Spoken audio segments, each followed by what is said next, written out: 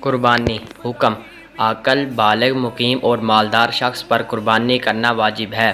فضیلت اللہ تعالیٰ کے نزدیک قربانی کے دن بندوں کے تمام اعمال میں پسندیدہ ترین عمل جانور کا خون بہانا ہے۔ وقت 10ویں ذو الحج کے دن نماز عید کے بعد سے 12ویں ذو الحج کے غروب شمس تک۔ شرائط جانور کی عمر شرائط کے طے شدہ حل کے برابر ہو اور وہ جانور عیب دار نہ ہو۔ آداب جانور کا گوشت خود بھی کھائیں، رشتہ داروں کو بھی ہدایت کریں اور غریباں میں بھی تقسیم کریں۔ فائدے اللہ کا قرب حاصل ہوتا ہے، مخلوق پر رزق کے دروازے کھلتے ہیں۔ جانوروں کی قربانی منع ہے۔